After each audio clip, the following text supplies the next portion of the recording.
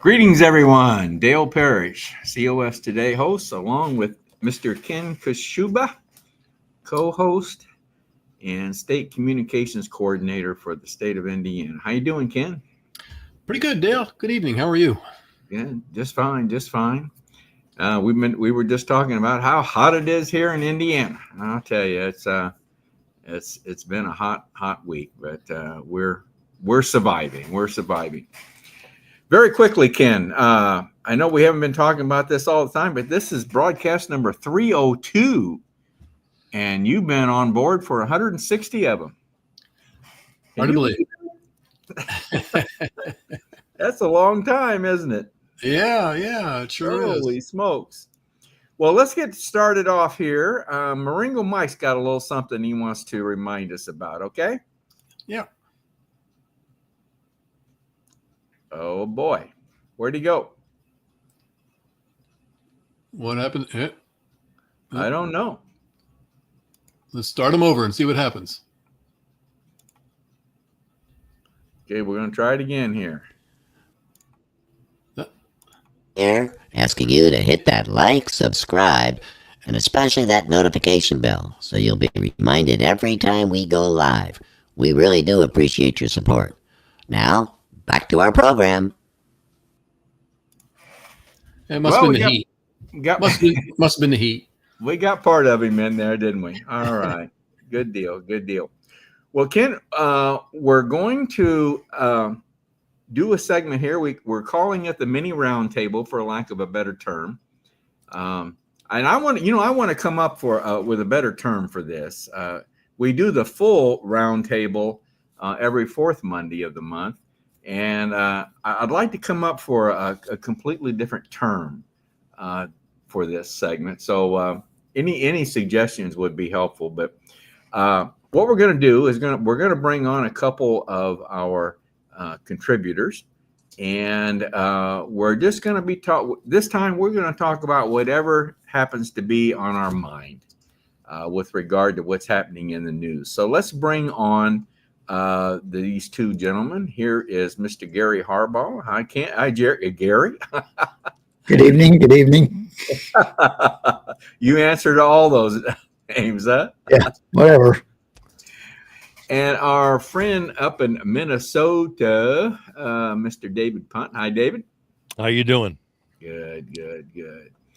Well, guys, like I was explaining to our viewers that this is a little something different. And like I said, normally we have a topic that we want to talk about, but we're going to open it wide open tonight. And Gary, I want to start with you. Tell me, what are you looking at in the news? What are you focused on right now?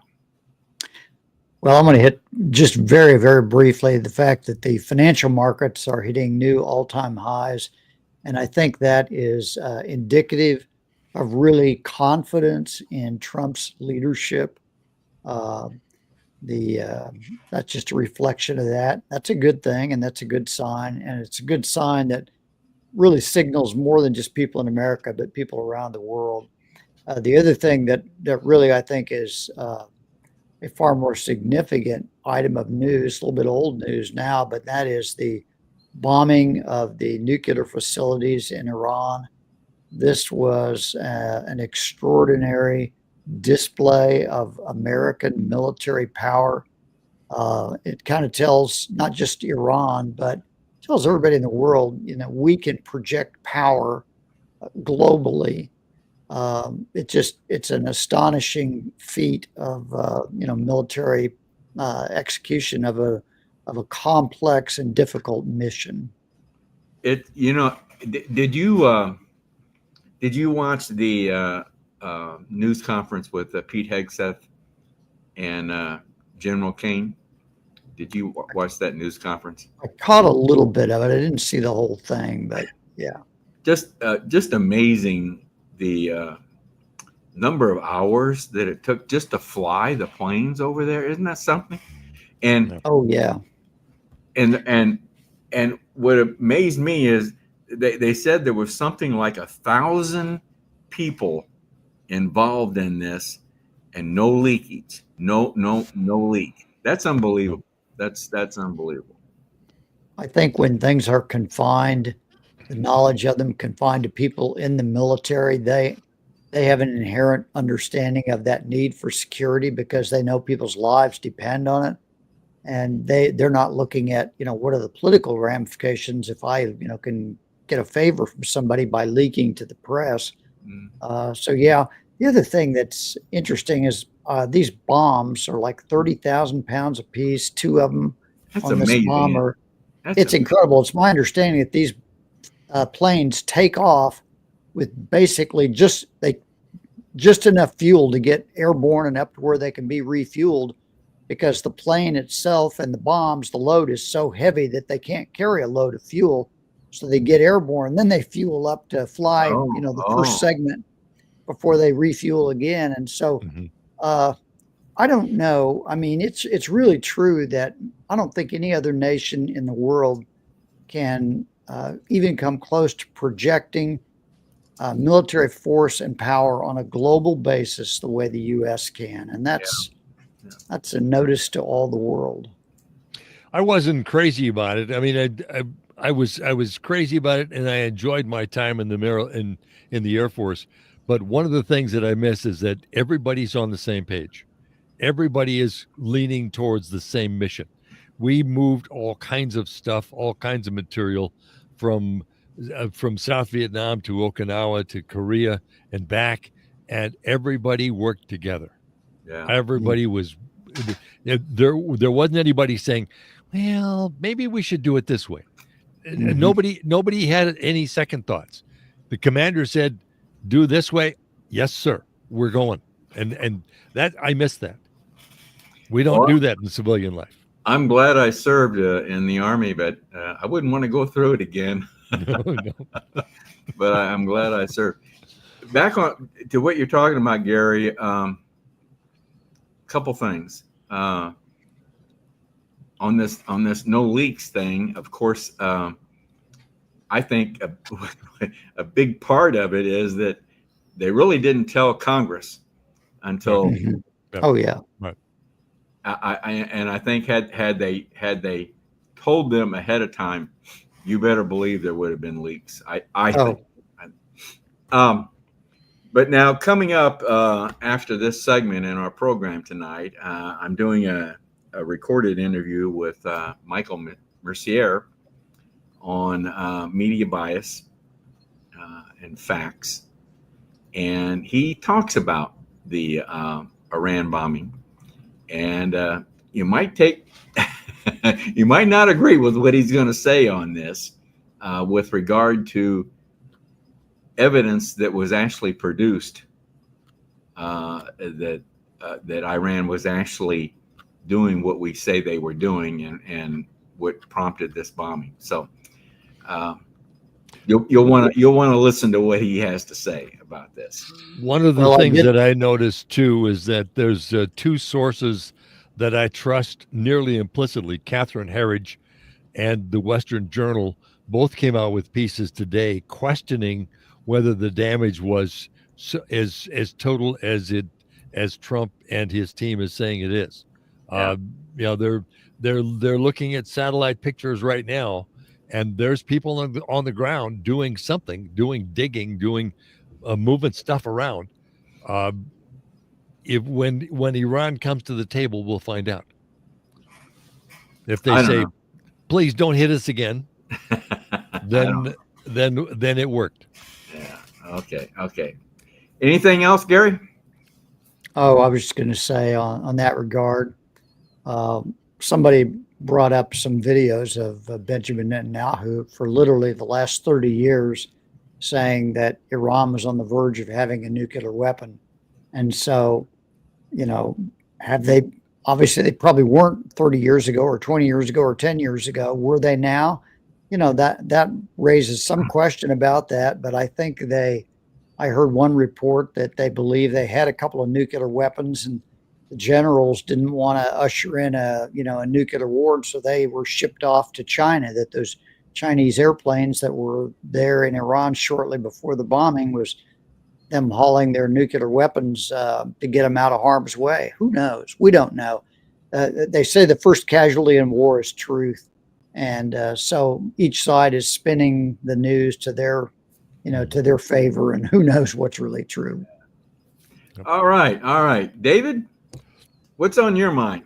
One of the best things that happened to this country and to easily in the last 10 years, it was the Supreme Court decisions that came out last Friday. That was an absolute wonderful, incredible statement that they made, telling the lower court judges that just because you get to wear black robes doesn't mean you can tell the entire country that you can't do something. Universal injunctions is something that they talk about in law school, and it's a pipe dream. And there are universal injunctions, but only from the Supreme Court. And they finally struck down on these 5 courts, these 5 guys that were handing out universal injunctions like they were going out of style. And it was just such a breath of fresh air. It was a guy who writes for the Western Journal, and his name is Michael Schwartz. He's a history teacher, and he said the Supreme Court, in what they did on Friday, saved the Constitution and saved free elections. If you don't like the way the election came out, you go to find a judge. You put a universal injunction, and we're that close away from that. We're very, very close away from that. And that was absolutely the best thing to happen. What about the decision and the impact on birthright citizenship? I think that was, I don't quite understand. They didn't really address that, did they? It did, and where birthright citizenship now is not allowed in the places where there were court cases. Okay. And so in those particular places, it's just a handful of places. The court still has to address the issue itself. And the issue itself is still, in my mind, is still clear cut. So they're overturning the current cases. You would think would have a big bearing on an indication as to how they're going to rule on the general topic. Then. Yeah. Okay. And I don't know if it's indicative of where the court is going, or where the people who are going to these individual courts are going. But there's a New Hampshire group that went to file a new petition on the basis, and what they have left is a form of suit called a class action suit. And you have to have a certain number of people in a class action suit. And in this particular case, the number is 0, because all the people in the class action suit that can benefit from this decision are not born. So they're arguing on the basis of, are they protecting the unborn? Imagine lefties protecting the unborn. Now, doesn't that make your head spin? That doesn't match up, does it? No, it doesn't. It does not match up at all. I mean, I'd kind of like to hear how that case comes out, because they want to protect the unborn, and these poor little kiddies are not going to be able to be citizens. Yeah. And I think I read the question, what are these people supposed to do now? They're supposed to go back where they came from, is where they're supposed to do. Yeah. David, I find it interesting to see the reaction to the rest of the judges in regard to Kanjani Jackson's position on this, and most of them are looking at her as if she doesn't know a thing about the Constitution. I wonder how this fits in with the COS position on term limits. Should we be thinking about some way to get rid of Supreme Court judges? I think so. I think so. That's I think part of the pillar of our resolution. I mean, every one of them looked at her as like she didn't have a clue, and she doesn't. And she doesn't. No, she doesn't. That's just she doesn't. Yeah. Her basis of her statement was, this is the way I think it should be, and therefore it's going to be that way. Yeah. Is that in the Constitution somewhere? I don't think so. Her Constitution. Anything Yeah. else, David? Anything else? Is that it? No, I think that's the one big issue that's got my attention this last couple of weeks, because it has made such a huge, great big difference in so many areas. Gary, did we cover all that you were concerned about? Yeah, I was one of the other areas was this Supreme Court decision that I knew David was going to bring up, and it's really it is one of the most important bits of news, really, in probably months, if not the last several years. Which one? Because these nationwide injunctions were essentially individual judges setting public policy for the whole nation, and that was never conceived of in our Constitution and the founders. The legislature was to make public policy, and the executive was to make policy for the executive branch. But the idea that judges were going to make nationwide public policy is just absurd, really. And you read the Constitution, study the history. And so this was a great step toward restoring the Constitution to its role. And of course, part of the problem is the legislature has largely abdicated their responsibility, transferred it to, agencies that are, appointed under the executive, but it's a mess. We need an Article 5 convention to try to begin to straighten out the mess. But the doing away with this procedural thing of these nationwide injunctions was a tremendous step in the right direction. One of the news programs I was watching this afternoon had a chart, a comparison of the number of injunctions that were issued going for each president. I think going back to Bush, I believe, Bush 2, and the number for Trump is far exceeds all the other presidents. 64. Yeah. And we're just getting started in his second term. So there was something there. There was some bias there for sure. And and there are 94 judges on that level. 5 of them were doing nationwide injunctions. Yeah. So it's not a disease that's infected the entire judicial class, but just 5 guys that have to be brought up short. But Gary, I think it's important to mention that, yes, the third pillar of our resolution for Convention of States deals with term limits.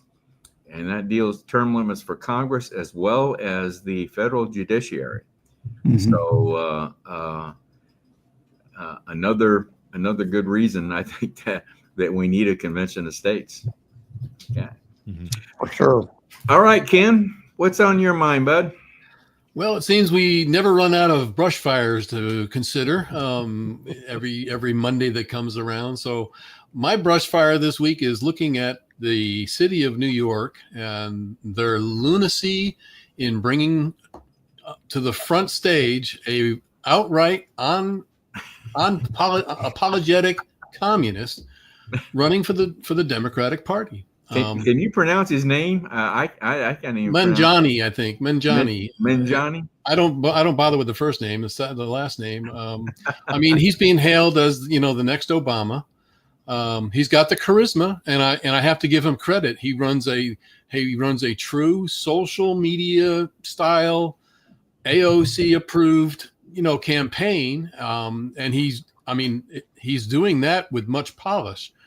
But the problem is, the people in New York, this is affecting our TikTokers and our 25-year-old and under type population that has no clue what this guy is proposing. It's all free. It sounds good.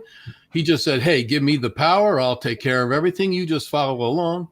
And at this point, I don't know. I think the Democrats, I know that, the half of them are running scared. They have nothing else to run on. This guy seems to have just taken over the stage, and is filling in with the, this radical left that has just hijacked the Democratic Party. And I don't know if he fails, I think the Democratic Party is finished for sure. If he succeeds, we're in for some trouble, because we've got other cities that think alike and are being appealed to that younger crowd that has no idea what a Cuba or what a what some of these places. I mean, we should really start bombarding the New York City airwaves with people that know what it's like to have somebody who's going to turn around and say, hey, the city's going to run the grocery stores in the city, and that latte that you really liked, that cold brew that sat in the refrigerator, sorry, not there. We got some bread over here. We got a half a dozen duck eggs over here, but that's all you get. And I just don't think people. I don't know. To me, it's a first. I've never seen a whole city even get to this point. I don't know. What do you guys think? Well, they're going to defund the police again too. I mean, yeah, that's the other proven one. to be very good. That's proven to really work out well. Yeah. Except for his bodyguards. I mean, they'll all be carrying pistols. Those, yeah, he'll have plenty of those. Yeah, no problem there. There was another communist mayor that had run a small city. It's up in Minnesota. It's in Crosby, Minnesota, and he was a member of the Communist Party of the United States, CUSA, and back in the, I think it's 1917 or 1923, one or the other, back in that era. But Crosby is a town of 1,100 people, so it didn't really make a lot of difference, and his communist principles were more along the let's get along with each other. This guy is going to make a real definite impact. And I'm actually of two minds. I'm actually kind of pulling for him, because people need to see this up front and personal for themselves. I have a son-in-law who thinks that communism is not such a bad thing. And nobody's ever really tried it. And it's a good theory. No, it's not a good theory. It's not even a good idea. But people don't understand it, and they won't understand it until they actually see it. That's a good point, David. And I guess the other part that I look at is, obviously, I mean, his biggest point is, well, we're just we're going to make the rich pay their fair share. What he doesn't realize is they're already bailing. Those people that he expects to get his money from will be long gone. So what's going to be left is nothing but these 25-year-olds, 25, 30-year-olds that quite frankly, we're saying, hey, wait a minute, you promised this, and this is what we get, because there's just no money to pay for what he wants to do. And us poor states that are going to be the recipients of all these people moving out of New York. We're going to have to train them quick, because we don't need any more of this type of thinking in the rest of the country. Yeah. The unfortunate part is there's going to be a lot of people that suffer, and a lot of people that are going to become homeless. A lot of people that are going to starve. A lot of people that are just really, really going to have a tough time of it, and that's to no fault of their own. They just happen to be in the wrong place at the wrong time.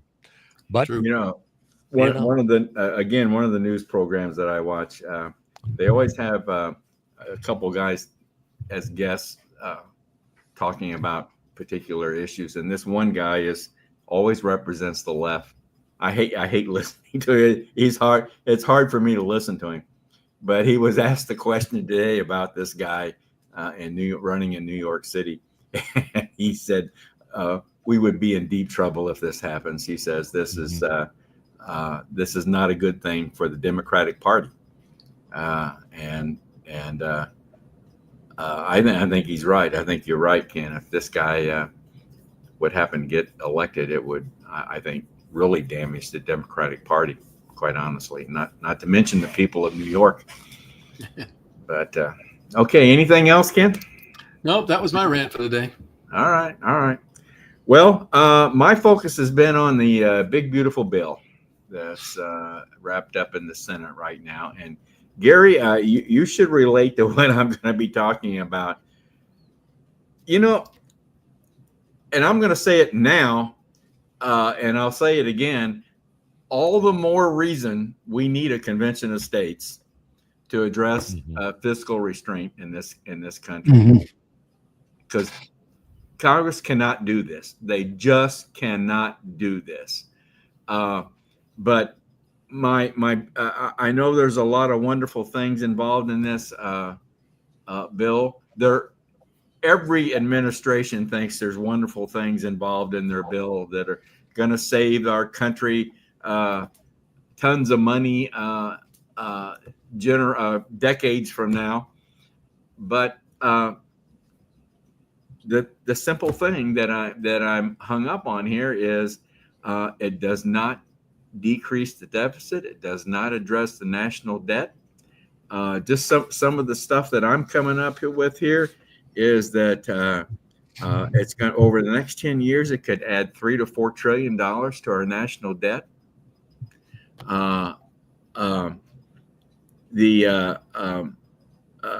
There's only about $1.5 trillion in cuts. Now this is over 10 years. There needs to be more. There's got to be more. And I think Senator Rand Paul and Johnson, I can't think of his first name off. Ron. I think Ron. They're right. I think they're right. Now, whether they will get anything done on this, I don't. And the role that the parliamentarian is playing in this is also confusing to me.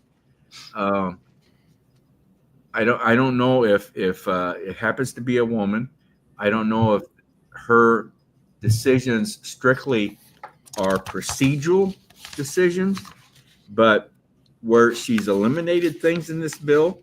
But I found out that those things that she's eliminated amount to billions of dollars that would have been cut in spending had they not been taken out of this bill.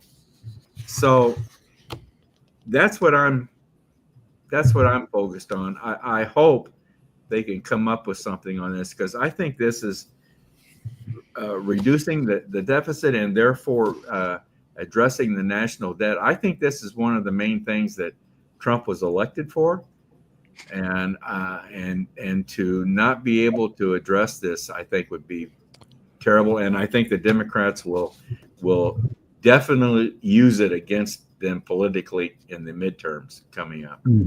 What do you think, Gary? Have you been watching this at all?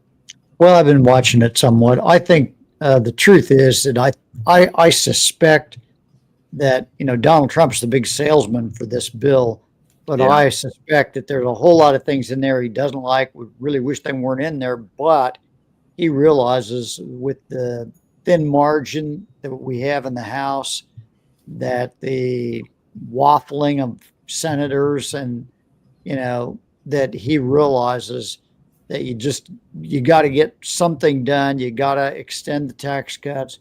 You've got to get this done. It's a bitter pill to swallow in some respects. You got to take the bad with the good, but you got to get this done. And so he's pushing for it.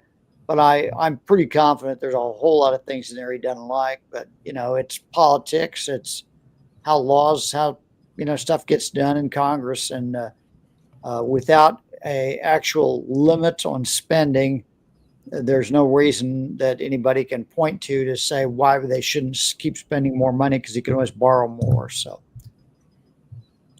it's a mess.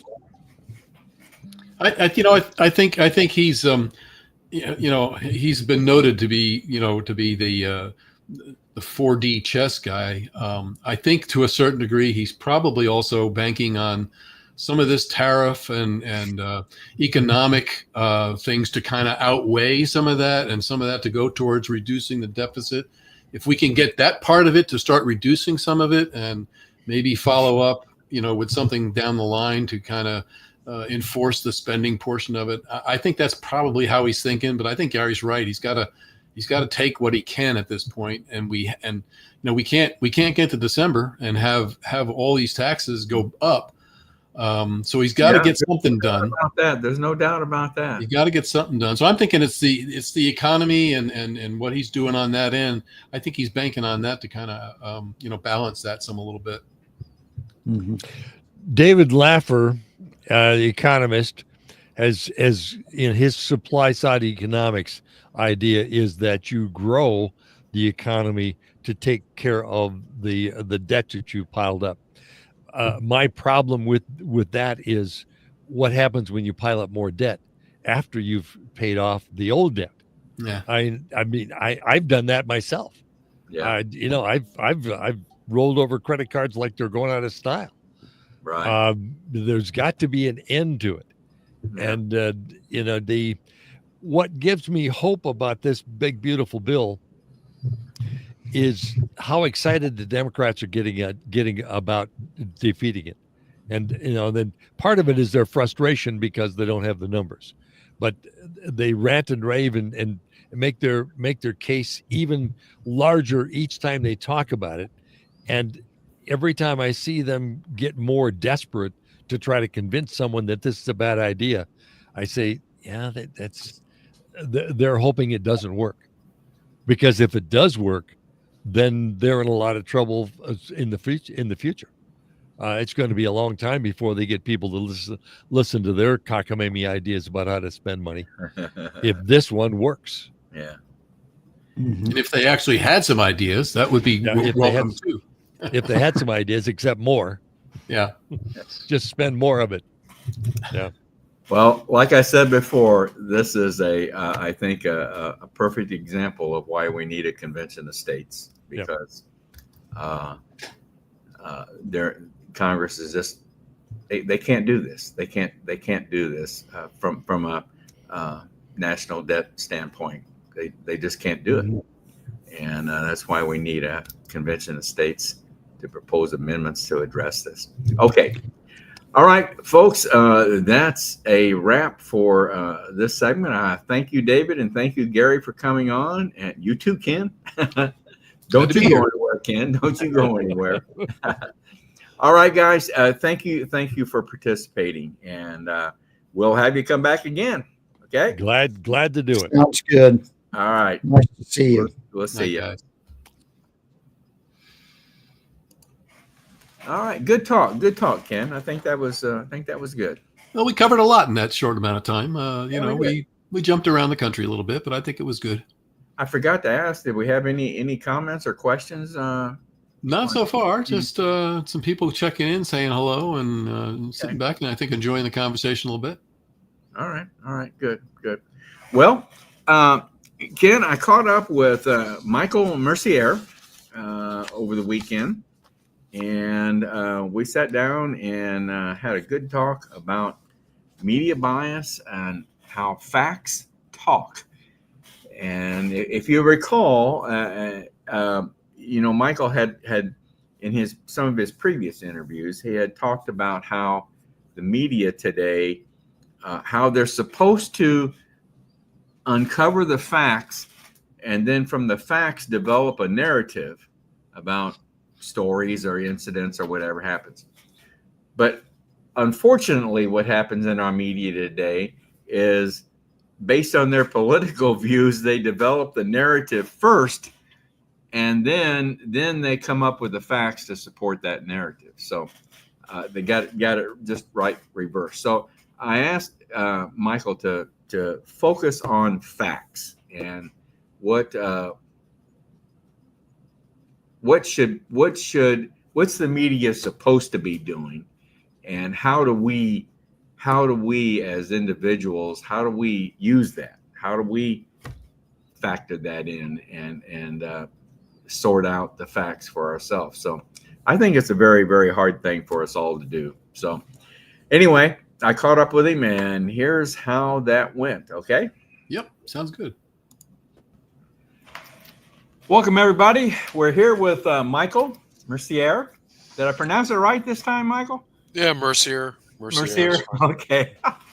Anyway, as I told you, we've had Michael on before, and I've told you what we had talked to Michael about. I just want to repeat real quick here to kind of again set the stage here that Michael taught us in his earlier interviews that we had with him that the media is supposed to determine the facts about a given story or incident or whatever they're covering, and then develop the narrative from those facts. But what occurs today, in today's time, am I right, Michael? The media determines the narrative ahead of time based on their political views or whatever slants they go with, and then they formulate the facts to match their narrative.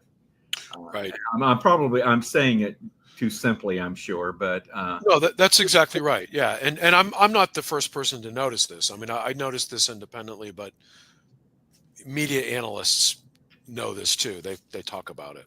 You know. okay, all right. Yeah. So I want you to this time I want you to expound further on determining the facts, because that's quite honestly, that's hard in itself to do, I think, these days. Right. And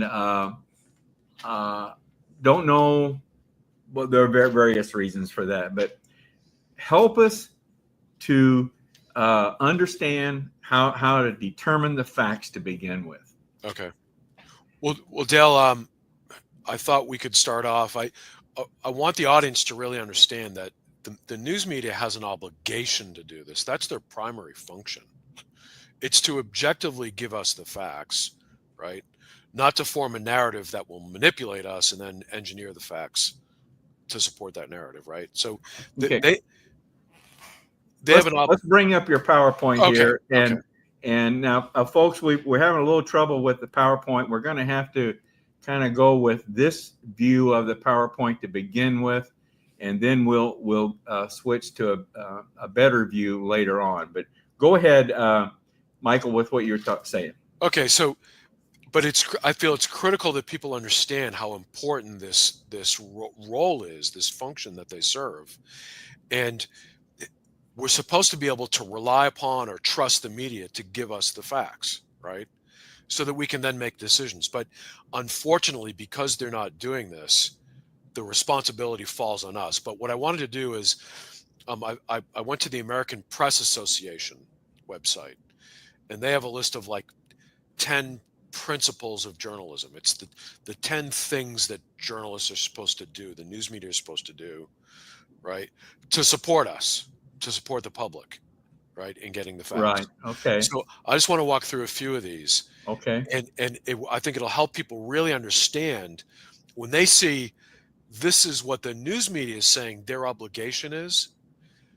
The people in our audience is going to they're going to realize they're really failing miserably, and they're failing intentionally. Therefore, you really have to be skeptical, and you really have an obligation to yourself to doubt them and to go verify the facts yourself. Okay. So we'll start. This is number one. So this is the American Press Association. It's Okay. like an industry association. So they say that their first obligation is to give the factual truth to their public. First obligation, right off the bat. Okay. So that's number one. So they're saying our job is to give you the facts. Okay. Number two, they're saying our first loyalty is to the citizens, and what they're saying here is we exist to serve the public. That we want to present the facts not to corporate CEOs or those in government. Our job is to present the facts to the public, right? That's our role. Okay. So they're serving us, the public. Number three, they're saying the fundamental essence of the entire role, like the big job that they're performing in the news media, is this process of verifying facts, so the verification. So that's what they view as being like their big function to support us and serve us, is they're doing all the work to go out and verify facts. And so they mentioned some things on this particular objective, like using multiple sources. That's an example of, you don't want to trust a single source. If you're going to be a good reporter and really make sure you're giving the public the correct facts, you got to go to multiple sources. Michael, I'm already I'm already sensing that they're not doing this. Exactly. But anyway, This is I thought this would be helpful because this is how pathetic it is, how miserably they're failing. it's pretty Right? clear, isn't it? Okay. Yeah. So we go to number 4. They're saying to be effective in this job, we can't be friends with the people we're covering. We can't be friends with government and those who have other forms of power. They run businesses or organizations, right? Right. We have to maintain a distance so that we can be objective. We see, I mean, just, look on the conservative side, Tucker Carlson is friends with President Trump. All these, Sean Hannity is a personal friend with President Trump. Sean Hannity is pretty, excited and proud of the fact that the state of Israel brought him over like 10 years ago and treated him like royalty, gave him a tour of the country. They just treat him like a king, right? So, and he's friends with Netanyahu, and he talks about that, right? So they fail to maintain a distance from the people they're covering, which makes them feel an obligation to the people they're covering, right? They're conflicted, right? And it's hard for them to be objective and tell the truth, the objective truth. Okay. If it's going to hurt the people that they're close to, that they're reporting on. So Right.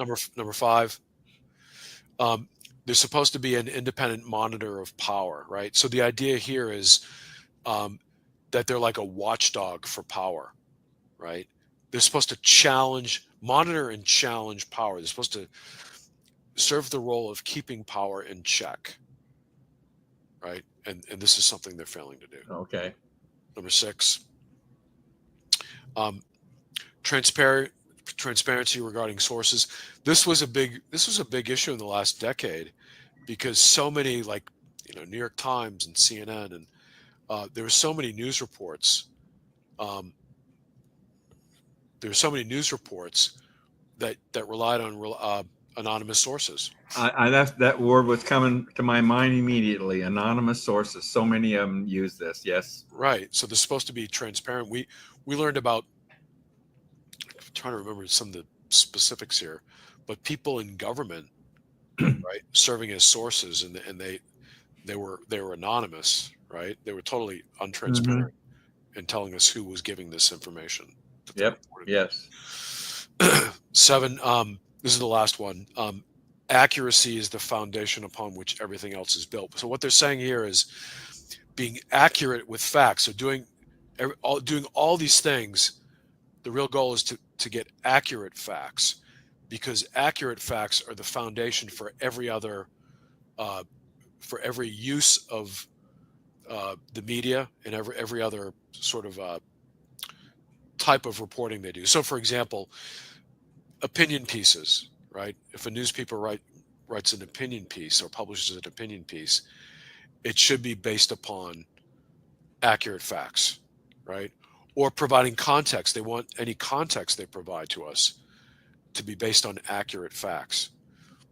Sorry, I'm getting a little blurry there. I don't know what's going on. you were getting a little blurry there. I don't know if it's your end or you're okay now. You're okay. All right. So that's the last point. And if you can go to the next slide, Okay. sort of a summary of what they just said is the press, they actually exist to serve us, to empower us, to assist us in assessing facts so that we can knowledgeably make decisions in our individual interests, right? So the whole idea with democracy is we make every individual in our society places a vote, right, or makes a decision that serves our individual interests, and whatever the net majority says is the direction we go in, right? In terms of like electing the president, for example. Right. Electing our representatives. So that's what they're saying. They're there to serve us. And if you go to the next slide, if we measure them against their own benchmark, this is really, they just laid out a benchmark for us that we can use to measure their success, right? Their effectiveness. Yeah. And they fail. So they're doing the opposite of their stated role. They're Very clear. They're Yes. manipulating us into making decisions that actually benefit others, that are in others' best interests. Yeah. And they're doing this, Dale, by not performing these functions, but instead they're creating the narrative first and then curating the facts, right? Picking and choosing which facts to give us, making facts up, distorting facts, right? Yep. Yep. To support the narrative that's going to serve someone else's better I agree. I agree. It is. So the fact that the bottom line is they've proven to us, and we went through this in the last talk, right? But they've proven to us through the examples we gave in the last talk that we can't trust them, right? And that's why the obligation falls to us, right? Because they're failing and because they're manipulating us, because they're not giving us the objective facts, right? The onus falls on us to go out and do our own research and try to come to some better judgment, to sort of check on them, right? And come to some better judgment as to whether we think what they're telling us is true or not. And this is where, Michael, this is where I get to the part where this is where it becomes so hard, Ixine. It's hard. It's hard for the individual to do this. And Right. That's why you're getting blurry again. Yeah. And that's why I think because it's so hard, we tend to just, trust certain sources that we've always trusted, which, and you're proving to us that that's not always the best thing to do either. Right. So, okay. What do we do here then, Michael? Well, I'm going to switch views here, okay? Yeah. So there we go. What I wanted to show people here, if you just go back to the previous slide. Oh, previous one? Yeah. Yeah, that one. So what I wanted to walk through, I thought this might be helpful for the audience. There are there are techniques that they use. They're like standardized techniques, and you can pick them out when they do this. But people might not be aware of this, but the media has techniques that they use when they feel they need to try to get us to trust them and not go out to do two things: not expect them to give us the factual evidence, right, to back up what they're saying, and to not go out and try to look at it ourselves, right? They want to discourage us from going out and trying to find and examining the evidence ourselves. They just want us to trust what they're telling us. Yes. Right. Yes. So my point is, these are techniques they're using to manipulate us, right? To keep the facts from us. And we need to be skeptical of these. These are red flags, put it that way. So if you can go to the first one. Journalists who pressure, admonish, or even try to humiliate us into accepting what they say is fact without giving us the evidence. And so I want to, for me, and I know you might disagree with me, but for me, this recent, series of events with Iran is a good example of that. We were told that, contrary to what Tulsi Gabbard said in March to Congress, we were told that suddenly Israel had this new evidence that contradicted what Tulsi Gabbard said, and that Iran was really close to having a nuclear weapon, right? Right. And whether someone agrees with it, trusts that or not, or believes it or not, we weren't given any evidence. We weren't told what Israel's evidence was. We were basically told to accept it, right? To trust the truth, right? President Trump didn't give us the evidence. Tulsi Gabbard later changed her view. She said, well, in light of what the evidence President Trump showed me, I've changed my view, and now I feel like Iran is a threat. But she didn't tell us what evidence she was shown, right? So here's an example. We're being, manipulated into saying to thinking well, we just have to accept this. We blindly go into this, even though for many people they were concerned that Trump was breaking a promise that he wouldn't get us in any new wars, right? A lot of people were fearful that this could escalate into a third world war. We don't know. It was risky, right? But we're supposed to blindly trust them. So that's an example, okay? So you can go to the next. Okay. All right. Like I said, whether anyone can choose to trust what they were told or not, but we weren't. My point is they didn't give us evidence, right? Well, and what I mentioned to you before we came on the air, sometimes that evidence is classified, Right. and that can't be given out or shouldn't be given out. Of course, then once again, you're trusting you're trusting that it's classified. But if that's the case, then you say, well, to the public, well, look, we can't give this evidence to you because no one said like it's classified and we can't share it with you. They just wanted us to blindly accept it. Yeah. Okay. No, All right. no, they didn't show that they felt an obligation to give us the evidence. They felt no obligation, and if they did and they felt they couldn't, right? If they did genuinely feel that obligation, they felt they couldn't, they would have told us it's classified and we can't do this, right? Or it'll jeopardize the mission or whatever, right? Right. So we weren't given any evidence, and it seemed like there was no concern. Now it's over. The event is over. We still haven't been told what the evidence is, right? So, Okay. All right. So this is similar, being told the government has evidence without presenting to you. What I was trying to say before is they try to shame you or humiliate you. Yeah. A good example of that would be like with the vaccines, right? You're a vaccine skeptic. Oh yes. If you think they cause injuries, right? You're a skeptic. You trust the science, all that, right? So just being told the government has evidence, but they don't give it to you, right? You can go to the next one. Being told the government has evidence without the media. The media has an obligation to demand that evidence, right? They know that their job is to give us the facts. So they should be demanding on major decisions like going to war, right? They should be demanding that the government give us the evidence. They're supposed to be a watchdog, right? Yeah. And hold them to account. I didn't see them doing that. Yeah. I didn't see anyone in the press conferences I saw with Trump, or the video of him approaching reporters. No one said, "Well, what's the evidence?" Yeah. Yeah. So, okay. The next one. Yep. So I mentioned trust the science is really like an ideal example of this. Saying, right. Well, don't go out and try to examine this yourself, right? Don't be skeptical. It's science. Trust the science.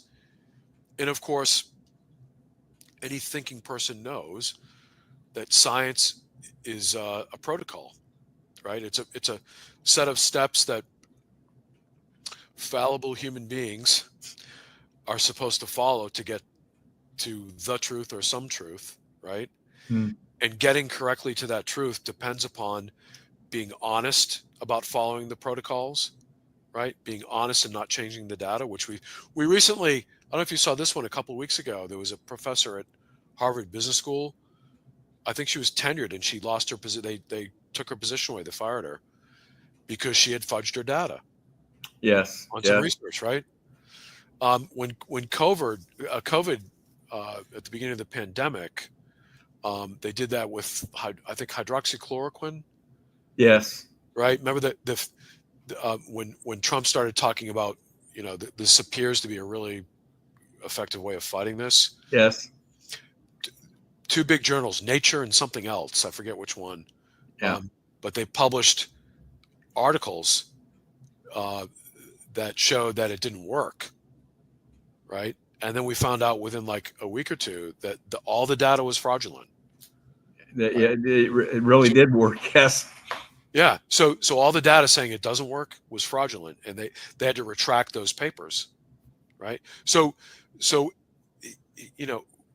we shouldn't have to blindly trust the science without seeing the backup, the data, and examining it ourselves. And if any news outlet tells you to, don't look into this, just trust the science. Right. Right. They're not thinking about you, right? They should want you to know what the evidence is, right? And to understand it. So you're comfortable with this critical decision. Yep. Well, and that takes time. Excuse Oh, me. bless you. Sorry.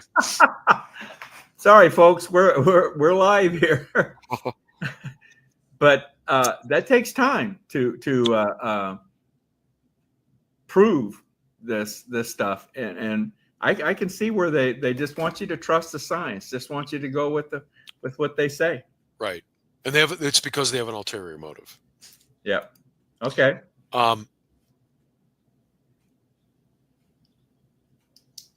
I think we skipped one. It was trust the experts was the other one. So you don't have to go back. That's fine. Okay. But the other one was trust the experts, right? So it's similar to trust the science, but okay, it's they're basically. I saw some interview with Chelsea Clinton a day or two ago, and I forget what she was talking about. She was basically saying, "Well, we have to learn to trust our experts." It's like, no, we don't. Is she still being interviewed from time to time? Really? She was interviewed a couple of days ago, and I forget who did the interview, but that Really? was. She literally said we have to trust the experts, and I forget what the subject was, but okay. So another example would be if there's evidence, we know it exists, but they don't tell us about it, right? So the reason people believed there was election fraud in 2020 is because hundreds to thousands of individual citizens witnessed it and talked about it, right? And yet the mainstream news media did not tell us what that evidence was, and they didn't walk us through the evidence, right? What they did was hide the evidence by saying, well, President Trump is making unsubstantiated claims or false claims. Right. So that's a red flag if there's tons of evidence and you know it, and they're not vetting it and presenting it to you. What they really should do is vet the evidence and walk through. If it's incorrect, they should walk through and show us, like, look, this was the evidence. This is what people are claiming, and this is why it was wrong. They actually were wrong. Yeah. Right. Yeah. So, and it was kind of similar with the COVID vaccines. They only presented to us the evidence that they were safe. There was contrary evidence, and lots of it, saying that they were not safe, and that was hidden from us. That was very much a trust the experts type of thing. Exactly. The vaccines, yeah. And I'm not saying that the vaccines weren't safe. I'm saying we needed to be told what the evidence was on both sides, and then have some reconciliation of the contradiction, and we weren't. Okay. So that's what makes people suspicious. They're hiding the contrary evidence, which is real evidence. So I think this is the last one on this section, but this was I remember this from 2016. You might recall during the 2016 election, someone hacked Hillary Clinton's campaign manager's emails. John Podesta was managing her campaign, and gave those emails to WikiLeaks, and WikiLeaks published them.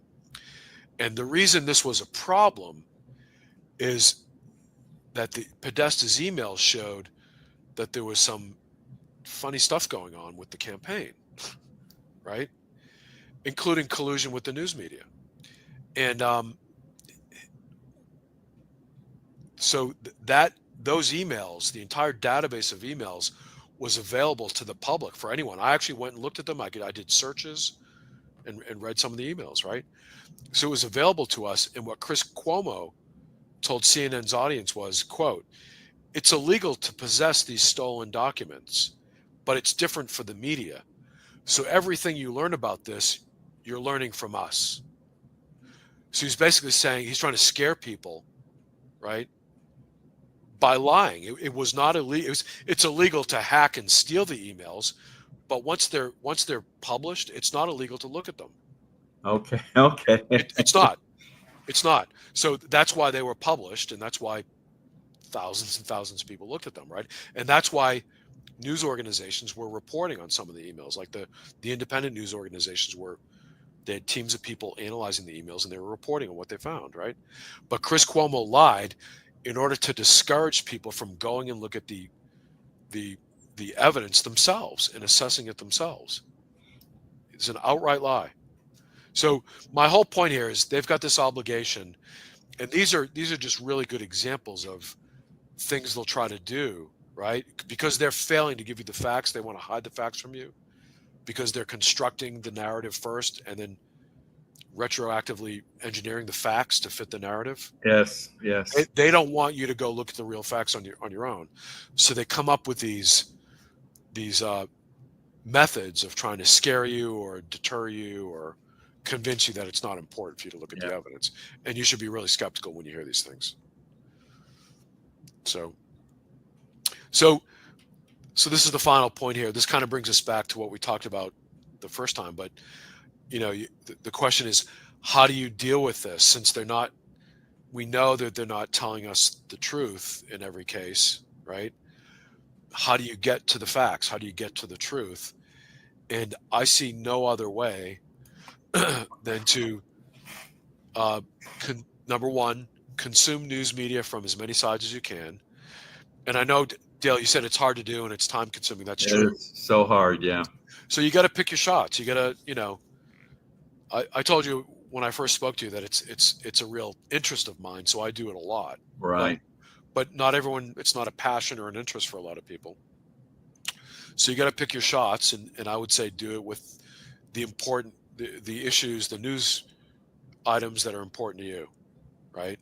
But you got to take in news from all sides, and that could be a quick search, right? Look at different independent publications, mainstream publications, liberal and conservative. Mm-hmm.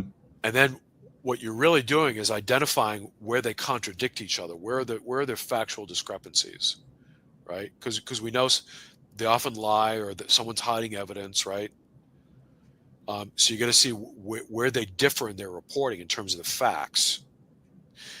And then you got to go out and do your own research. You got to see if you can find primary sources, right? So the WikiLeaks, the emails, Podesta's emails would have been an example, right? Going to WikiLeaks and searching the emails yourself to see if, there's anything that seems kind of sketchy going on, right? So do the research yourself and come to your own judgment. That I don't see any other way to deal with this. And then if you go to the next slide, I mentioned before that I'm sort of a media activist. So I often challenge journalists, right? If I know they're lying or distorting something. And you've had some luck at this, right? I mean, you've had some success at this. Yes, right? I'm able to get into dialogues with a lot of people. A lot of people will reply to you. A lot of people won't. Like the big people at the major networks aren't going to reply to you. But right, I think I mentioned I've had a lot of dialogue with people at National Public Radio, and I've also had dialogues with people who are guests. So it's often easier. Like if a news outlet has an expert guest on to talk about an issue, right? Right. It's often a lot easier to directly go to that expert guest, right? Okay. And to get a response, to have them hear you, than it is to go to the journalist, him or herself. Yeah. Right. So like, okay. People at the major networks they're not going to reply to you. I've tried, and they I don't even know if they get the emails. I think they have fake email accounts, Yeah. So that's another thing. I think challenging people, but doing what you're doing. Like I think I mentioned this the last time we spoke. This is an information war, and the more we can amplify our voices regarding the facts. If we have an insight about a fact, or we notice a news outlet is not telling the truth, they're distorting a fact, or they fabricated something, right? Doing a podcast, posting a video to YouTube, Substack, a blog, whatever it is, but getting our voice with our insight out there, it helps build. The more citizens can do this, the more it can serve to hold the news media to account. But also it serves as another sort of information channel between citizens. I think I have a final slide there. The other thing is, I think the other thing here is to not feel that you have to come to some hard conclusion about what's true or not. Right? You can say, well, I'm really not sure. That's what I did with Iran, right? With this Iran, I was really concerned about this Iran issue, and I was really frustrated that we weren't given any facts at all. And we were taking this big step, this quick U-turn suddenly, and we're into it. But I suspended my judgment for a while, and I thought, well, maybe after it's over, we'll get information, right? But we still haven't gotten we haven't been told what the evidence was that Israel had that we didn't have, supposedly. But in some cases, I think it's good to just not feel you have to come to a conclusion. And, Well, that's very important, really. Again, very hard to do. If it's your makeup that you feel like you've got to be definite on something, that's living with the uncertainty is a difficult thing to do. right. But I think that's a very acute insight. Is living with uncertainty. Yes. Another way to say that would be, don't make the mistake of prematurely accepting something that you're being told is the truth when Right. you really don't have the evidence, right? Right. Got it. Remain open to looking for more information and suspending your judgment, because things might unfold, right? New facts might emerge. Right. So that it? Yeah. That's fine. I'm gonna remove this. Very good, Michael. Very good. I have to admit, it's I was hoping that you would come to us with some definite rules and definite ways of doing this, but you're leaving us living with uncertainty, and well, in some cases, I'm just kidding. No, but in some cases, but that process is real. That process of I'm telling you, it's critical. That's how taking in news from all sides is how I came to understand that they were lying to us. One side was lying. Both sides lie, right? And it was by taking in news from all sides that I came to understand this, because I'd see the contradictions, right? That's why, we go back to the idea of the silos, right? The media silos. There is a tendency for, if you're a liberal Democrat, to confine yourself to just liberal news media. And that's why we can't have a dialogue, because those people aren't given the same facts that we are. And they're sort of suspended in this unreality. Mm-hmm. They're not getting all the facts, because facts are being censored by CNN and the New York Times. They're being distorted, right? Similarly, if you just take in conservative news media, the same thing is happening. It does become sort of an echo chamber, right? And you're not getting other viewpoints. So it was through, for me, being fascinated by the news media and how they sort of, in a way, define our consciousness, right? That I started to take in news media from all sides. And that's when I began to see, like, wow, these two sides are in different realities. And there's another truth there that we can only find if we see what the differences are between the two and then go reconcile it for ourselves. It's really, there's no other way to do it from what I can see. I even, like, during this Israel thing, and then when the Gaza war started a year and a half ago, I started watching Al Jazeera. And in my opinion, it's one of the best news outlets in the world. Really? Okay. Oh, I think so. I think it's the most objective in terms of, clearly they have a sort of like a pro-Muslim bias, right? Pro-Arab bias. That's clear. But in their factual reporting, they're completely fair. They really represent both sides. They give really thorough, objective context in their news reporting. They challenge people on both sides. So that's an example of, like, I discovered this because of these incidents. Like, wow, this is a great news outlet, right? Yeah. Catholic radio, that's another example. I often listen to in the car. Oh, really? Yeah. Together in Cincinnati, we have a Sacred Heart Radio, so it's an AM Catholic radio station. We have one here locally too. Yeah. Do you? So that's, listen to Raymond Arroyo, his reporting, and then a lot of the shows that they have on Catholic radio, they look at things from a Catholic perspective. It's just it's another perspective that I expose. So I'm in the car. If I'm driving in the car, I'm often flipping from NPR to AM conservative to Catholic radio, And Okay. I think independent news media is critical too. Not restricting yourself to mainstream corporate media. Relying on podcasters and independent journalists. Okay, Michael, we need to wrap it up here, but I want to continue this conversation. I'm not sure where to go next. I'll kind of rely on you to kind of guide us here, but I think it's I want to keep going on this, but because I think it's so important that we understand this process even better and apply it. So can we continue this? Sure. Okay. Anytime. And you and I'll be in contact with you, and we'll kind of develop where we need to go next on this, because I just think it's so important. It's so important in today's time. All right. Well, I appreciate the opportunity to share these insights. So thank you. Okay, Michael, thank you very much. All right. Take care, Dale. Thank you.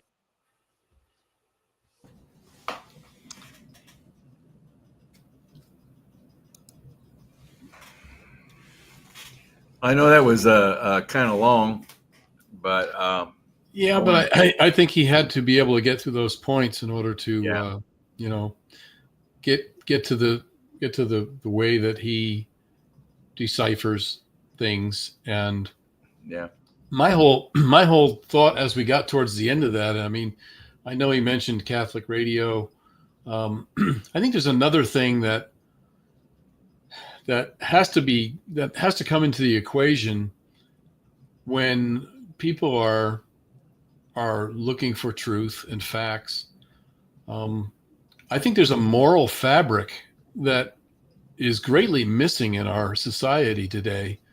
And I think we have to rely sometimes on just our moral aptitude to decipher some of this, whether it's, false or not, or true, or, sometimes you have to listen to your gut.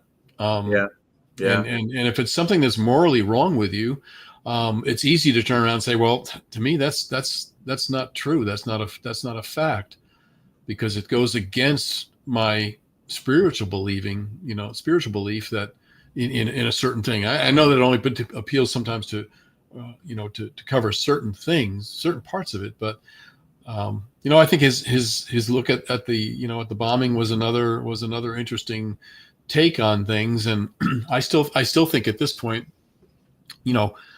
obviously I think there was huge risk. And I think that was probably the biggest, obviously it's the biggest decision Trump has had to make as a president, but I know there was huge risk to it. And again, as time goes on, we'll hopefully get some of the things he was talking about as far as, Israel's point of view on that, or Israel's evidence. I still don't think we'll find out anything really fully on that until we can actually have somebody who that's where I think we rely on some of these groups that, that we have people that can actually go in and say, okay, we went down to the cellar and yeah, it's gone. Or, you know what, there's things that are still there or missing or whatever. I don't know whether we'll ever really get the I don't know either. I don't know either. But yeah, I think that's that's my thought on everything. It was a great segment. I just think it's a lot of times we have to add in some other things which kind of point us one way or the other. And I think it's true. You do have to look at, you have to listen sometimes as much as it hurts to listen to some of the other sides of things. If you're hearing a bunch of babble come out of there and it doesn't make much sense, well, then it obviously leans you to one side or the other. But that's for sure. That's for sure. Okay, difficult. Let's move on. Move on, Ken.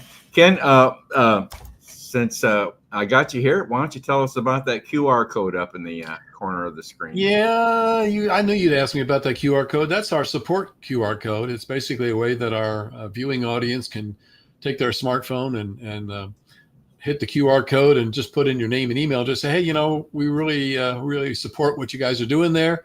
Might not always agree with us, but we support you. And that's all it really is. It gives you access to a platform that will give you access to a lot of other contributor type segments and a platform of people that show their support and can chat about it. So that's all that really that QR code is. It's not a donation button. Don't feel like we're going to ask for your credit card number. Won't happen. No, we can't do that. Can't do that. No. All right, thanks. Let's see if Maringo Mike can remind us again on this notification and bell here. Okay, let's try this one more time. Rango Mike here, asking you to hit that like, subscribe, and especially that notification bell, so you'll be reminded every time we go live. We really do appreciate your support. Now, back to our program. Yeah, did a good job there. Yeah, Marengo got it right second time around. Everybody gets entitled to a second shot, right? Well, let's take a look at what our national group has done in the past week. We try to bring on the latest episode of COS Now that's generated out of our national group. So kind of give us an overview of what is happening in convention of states across the country for this given week. So let's take a look at that. Sounds good. Do we want? When do we want it? Convention of States President Mark Meckler published an op-ed in the Washington Times calling out establishment media for lying to the American people. He also appeared on Chris Salcato's Newsmax show to spread the word about the solution that's as big as the DC problem. From the intel agencies to Congress to DHS to HHS to IRS and other three-letter agencies, this government is too big and can't be given proper oversight by elected members of Congress. The states must step in, yes? We can literally do away with a lot of those three-letter agencies who are talking about, the EPA, the IRS, the DOJ, or the FBI. We can do away with or limit the power of these agencies by calling a convention. Keep us posted. We're going to have you on a lot more, along with some reps from the state. Not long after Texas Congressman Chip Roy called on Congress to invoke the 25th Amendment, he appeared on a recent episode of the Daily Wire's podcast, The Morning Wire, in which he blasted a controversial new proposal for including women in the draft and urged the states to call an Article 5 convention and deal with Washington overreach. In order to change it, which was your question, you have to force it. The American people will have to force it, either through something like an Article 5 convention of the states, or you're going to have to force your member of Congress. So if you want to fix it, constrain spending, stop endless wars, get our military focused on what it's supposed to be focused on, cut the bureaucracy across the board and cut the regulations and the bureaucrats enforcing it, and get healthcare prices down. On June 24th, approximately 70 team members attended a rally to call on New Jersey legislators to pass the Convention of States Action Resolution. The rally featured inspiring speakers from among our supporters in the legislature, including Assemblyman Eric Peterson, Assemblyman Robert Oth, and Senator Carmen Amado Jr. The keynote speaker was COS Senior Advisor and former U.S. Senator Rick Santorum. Last year, Convention of States announced a partnership with Patriot Mobile. When you switch carriers to Patriot Mobile, your dollars will not only add up for Patriot Mobile, but for other groups that work for your values. And you need to sign up today for great service, great pricing, and a company that shares your values. Go to patriotmobile.com and you can use Patriot COS as a special code. They'll waive all of your activation fees and all that stuff. In a recent contest for the best letters to the editor, our writers carefully selected 3 exceptional winners from the impressive pool of entries: Dallas Zimmerman, Garrett Ringler, and Andrew Shooks. We now invite you to join us for Phase 2 of this contest, in spreading their impactful words nationwide. From now until the end of August, we call upon each state team to publish as many letters to the editor as possible in your local news outlets. You can utilize our Phase 1 winners as templates, or create entirely original pieces. To learn more, visit conventionofstates.com/letters contest. The Michigan State Senate passed a resolution which declares the week of June 23rd as Grassroots Week in Michigan. The Michigan Senate issued a special proclamation. They voted to congratulate the grassroots. And we think more legislatures in this country, in the states across the country, should do this because the grassroots are really what make America great. So to our grassroots family in Michigan, congratulations from National. Here are a few recent snapshots from grassroots events going on around the country, including Utah, Tennessee, Massachusetts, Oklahoma, and New Jersey. Thanks to their tireless work, the Convention of States movement recently surpassed 2.6 million petition signatures. July 4th marked the 248th year of American independence. To help us celebrate, none other than Ben Franklin joined this month's edition of COS at Home. Check out that timely performance by visiting conventionofstates.com/at home. We must remember that our heritage is a great blessing from God Almighty. Duty is ours, We stand in the shadow of giants. Let's act worthy of them. We are the heirs of that first revolution. Ask not what America will do for you, but what together we can do for the freedom of man. To do whatever needs to be done to preserve this last and greatest bastion of freedom. Let the word go forth that the torch has been passed to a new generation of Americans, that we shall pay any price, bear any burden, meet any hardship to assure the survival and the success of liberty. Therefore I will work, I will save, I will sacrifice, I will endure, I will fight cheerfully, and do my utmost as if the issue of the whole struggle depended on me alone. We mutually pledge to each other our lives, our fortunes, and our sacred honor. And now, you're up to date with Convention of States.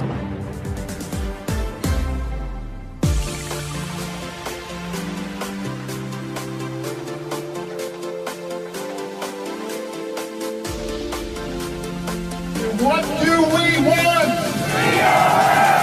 When do we want it?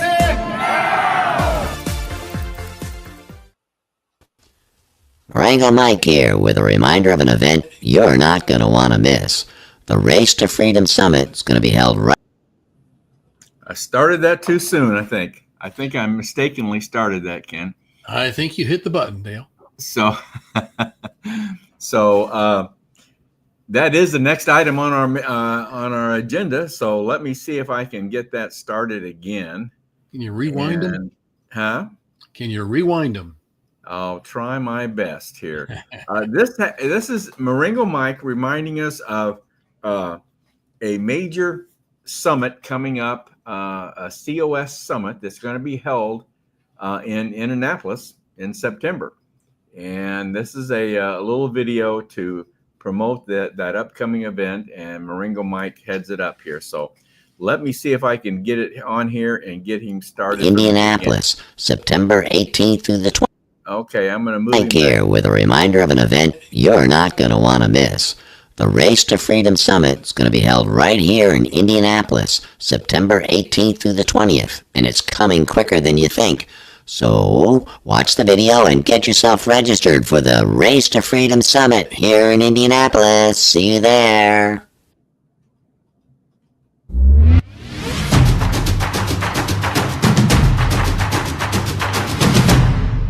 Hey, Convention of States, this is Lieutenant Governor Micah Beckwith. We're so happy to have you here in Indiana. I'm a big supporter of an Article 5 convention. I love what you're doing. Keep driving that ball home, and welcome to Indianapolis.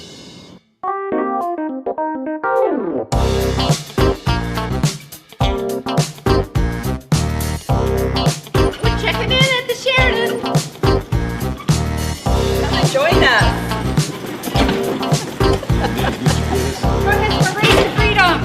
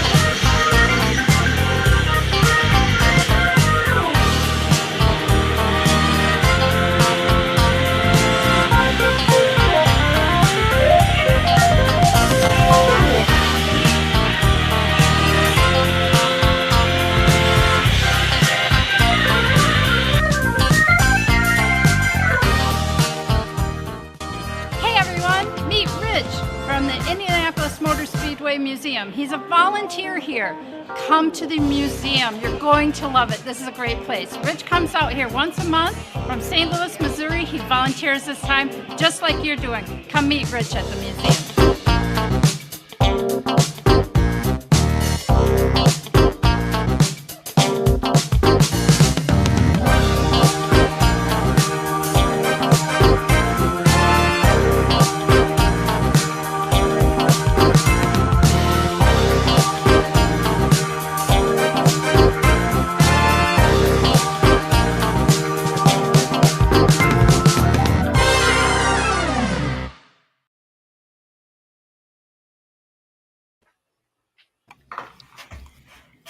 I might mention that video was produced by Mr. Ken Kashuba. Yes, it was. We had fun shooting that. It looks like you guys had fun. Yep. Yeah, we did. And I know even in September, the race won't be happening, but, as Catherine mentioned, at the end of that, it's really, if you come, you have to go to the museum. It's special. It really is special. That's part of Indianapolis. That's a big part. Yeah. Yeah. And a historic one at that. So for sure. That's for sure. All right. Well, Ken, let's start wrapping things up here. Our next COS today will be on July 7th. Geez, we're already into the month of July, Ken. This year's halfway gone. Can you believe that? Holy no, I'm not gonna talk about how fast it's flying, Coming up July 7th, we have the state director in Idaho, Ken Norp, says he's going to do a presentation on the Green New Deal. So looking forward to that. And we will have another one of our mini roundtables. Don't know who will be involved in it quite yet, but we'll be doing that. And hopefully have a new name for it. Yeah, we got to find a new name for it somewhere. We'll work on that. Yeah. Yeah. All right. And our next roundtable, the actual roundtable, which we do every fourth Monday, will be July 28th. And I haven't picked out a topic yet. So our host, John Ackerman, that's something that he does. He selects the topic and heads that up. So we'll be announcing that as soon as John comes up with the topic. All right. Just a reminder to everyone, if you have any questions or comments about our program, please drop us an email at raiseyourvoicecos@gmail.com. That's raiseyourvoicecos@gmail.com. Okay, Ken, let's move on and let's start wrapping things up here with another installment of COS Basics with John Ackerman, the host of our roundtable. He does this series on COS Basics. And this is one that he entitled COS Facts. So let's take a look at this, and we'll be back with you all very shortly.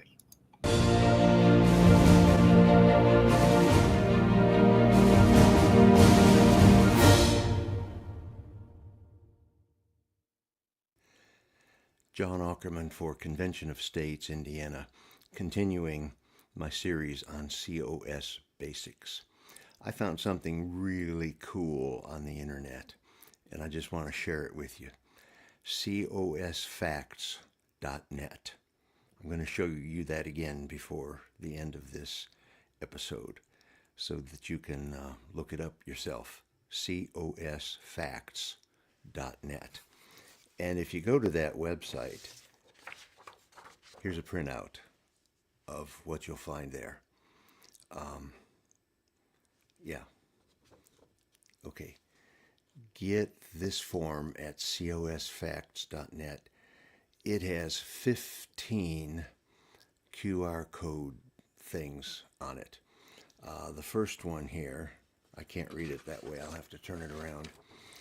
If you scan that QR code, you'll go to facts on an Article 5 convention is not a constitutional convention. It cannot frame, revise, or amend our Constitution.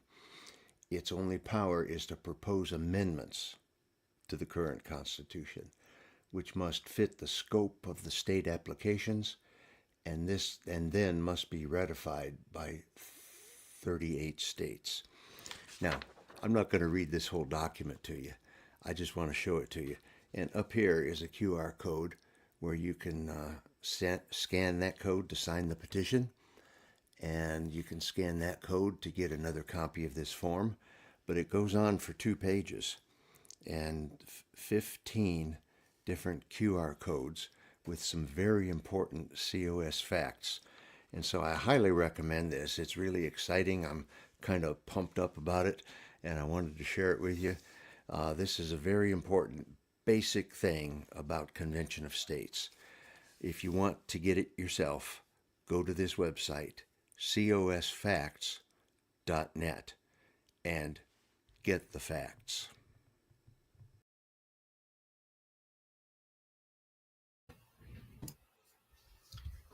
Well, there we go. Another basics from John. I know we're going to have to try and up the volume on some of those for him. Yeah, I don't know why. I don't know why it is. They were done quite a while ago, Dale. I think they were done a while ago, and I know John got a new microphone and everything since then, so that might have been. That could be it. Yeah, that could be it. Another technology thing. All right. Well, Ken, that's a wrap for tonight's program. I think we've had I think it's been a very good one, and I hope our viewers have enjoyed it. Any questions or comments from any of the viewers that we need to address or anything, Ken? Not really. A very informative night, and I think at this point, I think we'll probably hear from some more people as they watch the recording and what have you. But no, I think it was a good night. We covered a lot of different things tonight. We were all around the country. Yes, we were. Okay, well, let's let Marengo Mike close us out for this evening, and thank you all for tuning in this evening. We certainly enjoy bringing the program to you, and we appreciate your support going forward. So thank you at all, and have a good night, everyone. Marengo Mike here with a reminder that our work to raise the bar on making our federal government accountable to the people is only halfway done. We need to grow our grassroots army of citizens every day to fulfill the vision of our forefathers and keep our land free and prosperous. So, if you have never signed the petition to show your support, use that QR code and do that now.